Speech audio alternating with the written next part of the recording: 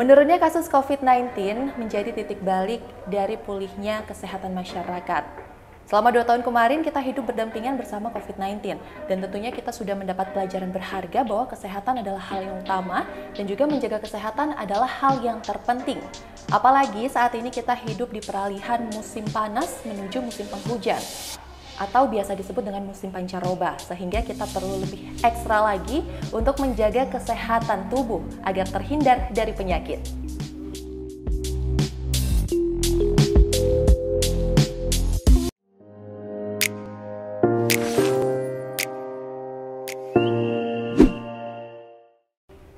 Om Swastiastu.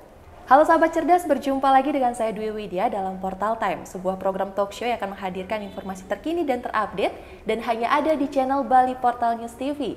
Hari ini kita akan membahas bagaimana cara ataupun tips untuk menjaga kesehatan khususnya di musim pancaroba. Bersama narasumber kita ada Ibu Nyoman Juniarti SST. Om Swastiastu. Om Swastiastu, Bu Widya. Apa kabarnya hari ini Bu Nyoman? Baik, Bu Widya. Baik ya. Semoga cerah, tidak seperti cuaca yang kadang-kadang panas, kadang-kadang hujan, kadang-kadang mendung. Astengkara. Gimana kalau dari Ibu Nyoman melihat kondisi cuaca saat ini? Apa sih penyakit-penyakit yang rentan atau perlu kita waspadai, Bu? Terima kasih, Bu Widya. Untuk penyakit yang biasa timbul pada cuaca pancaroba ini adalah biasanya kita tuh karena pergolakan daripada cuaca terjadilah panas tubuh itu biasanya suhu meningkat kan karena panas tubuh, kemudian penggorokan biasanya radang dia, batuk terjadi, pilek juga terjadi.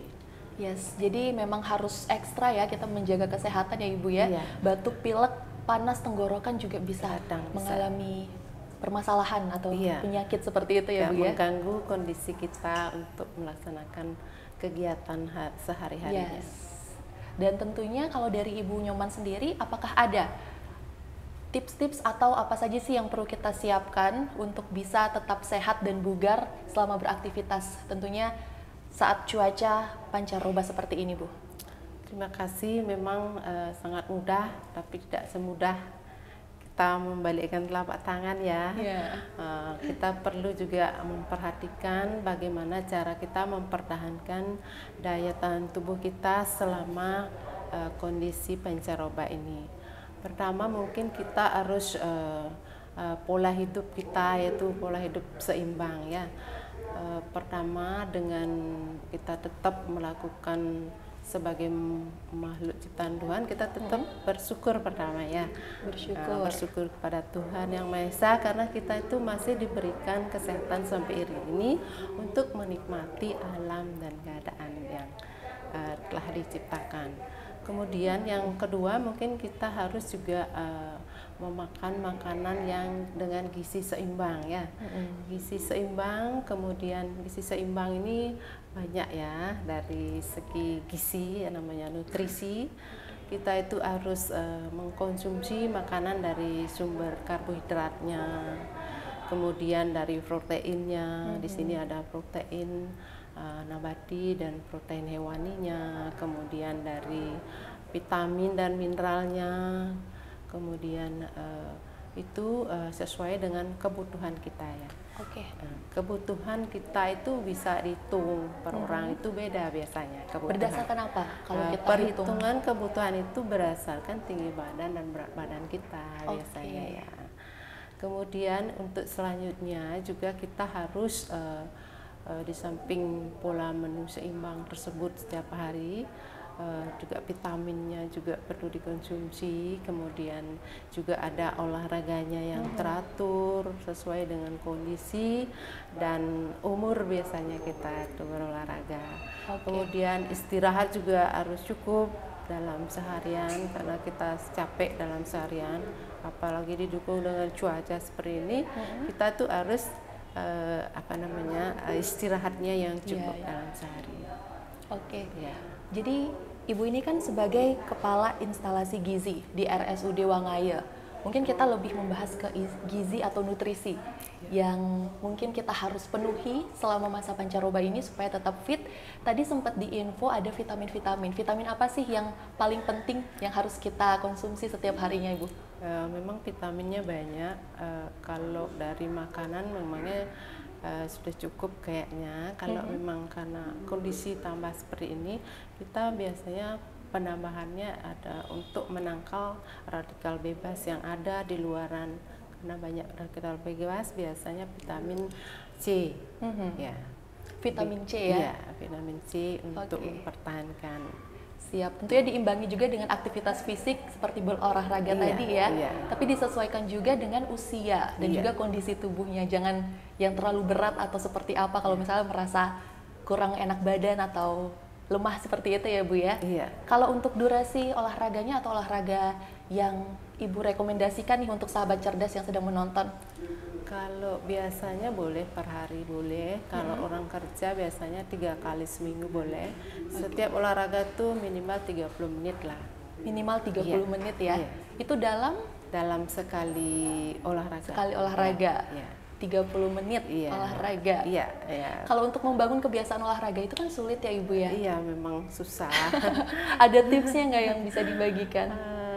Karena sudah merupakan kebiasaan itu pasti kita itu bisa. Memang pertama-tama itu kita harus lawan rasa malasnya itu ya. Karena dimanapun apapun kita kerjakan pertama itu pasti malas ya.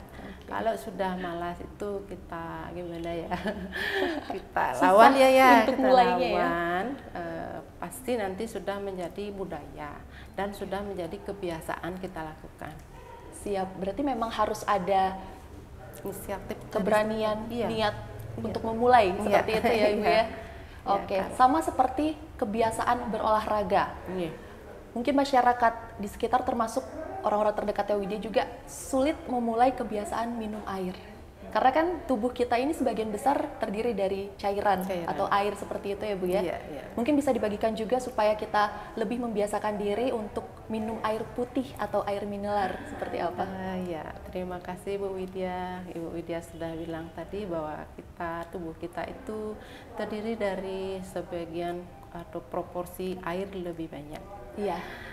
Untuk itu kita sangat butuh sekali air putih ya.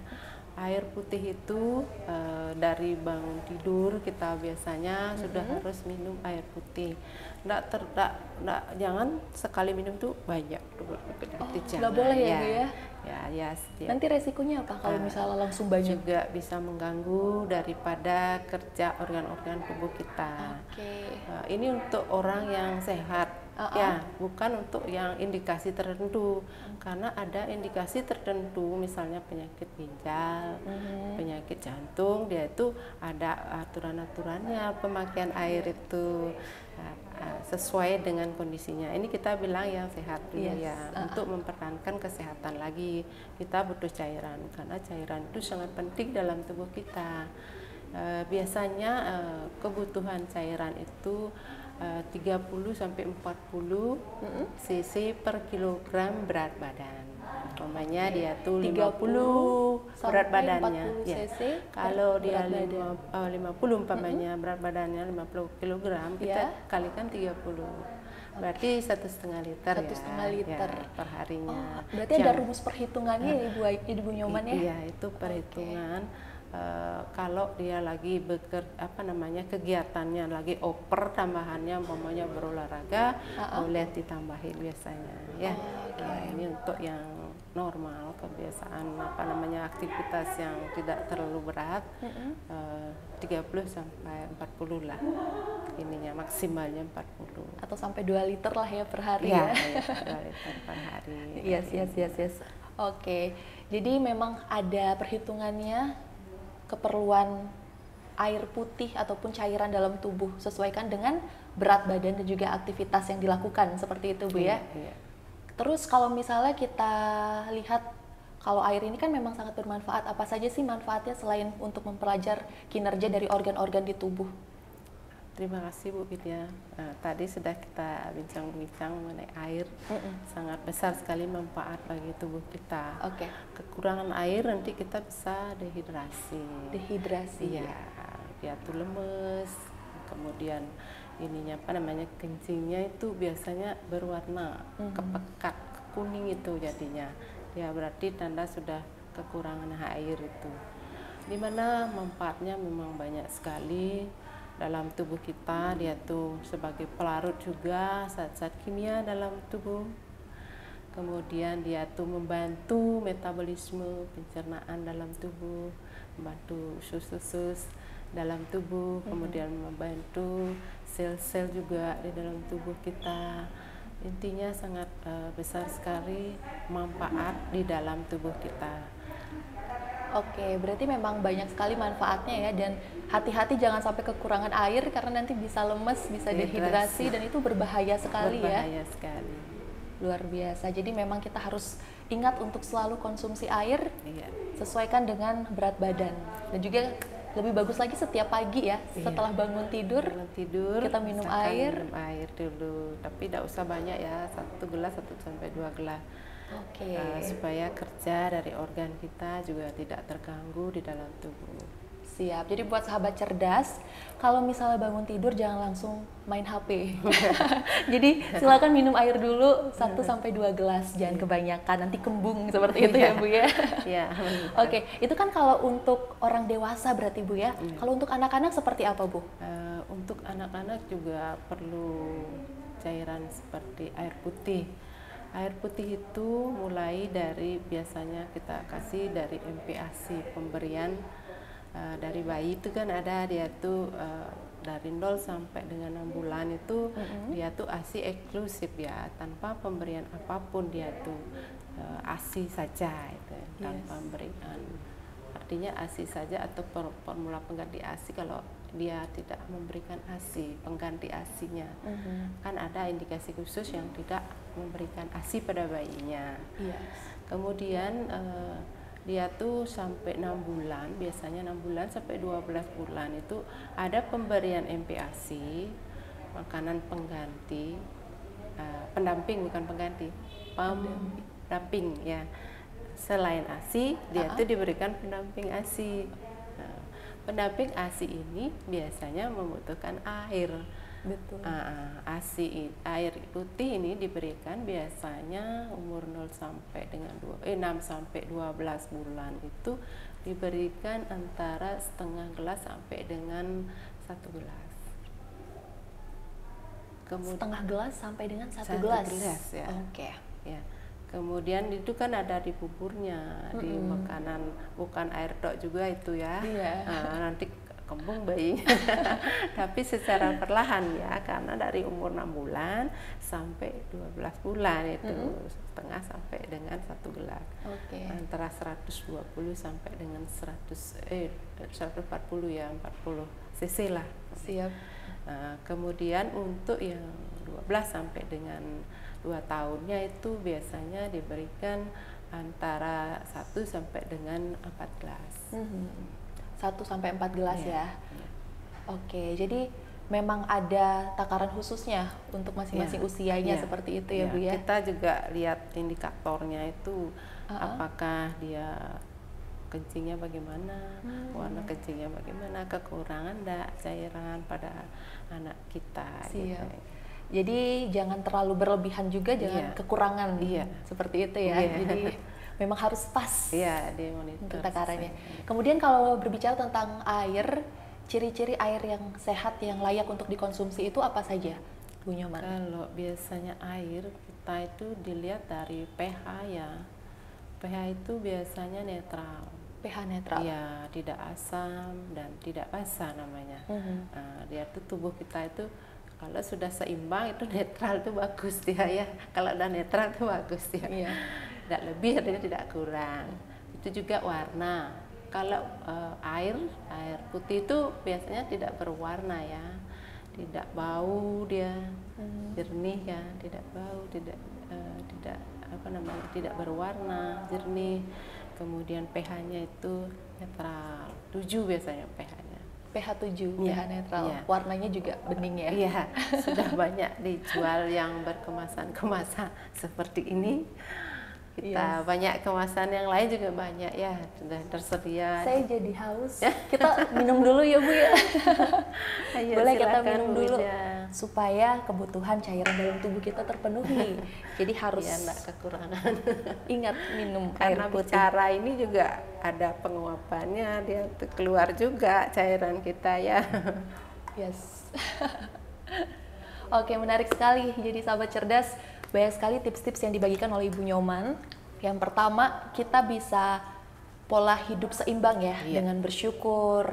Kemudian kita makan konsumsi gizi seimbang juga, dan konsumsi air, olahraga juga jangan lupa. Mungkin terakhir dari Ibu Nyoman ada yang mau disampaikan untuk sahabat cerdas terkait bagaimana menjaga kesehatan, tips and triknya yang bisa dibagikan, pesan untuk sahabat cerdas di rumah. Terima kasih Bu Widya, seperti tadi yang jelaskan, kita pertama yaitu tetap bersyukur kepada Tuhan Yang Maha Esa karena diberikan sampai hari ini menikmati kehidupan dan melakukan kegiatan-kegiatan seharian kita. Kemudian yang kedua tetap yaitu pola makan kita perhatikan ya, seimbang. Kemudian yang seimbang itu sesuai dengan kebutuhan kita ya, karena berbeda-beda kebutuhan setiap orang ya. Kebutuhan kalorinya berapa per hari itu nanti silakan datang untuk berkonsultasi kalau lebih lebih dekat pentingnya.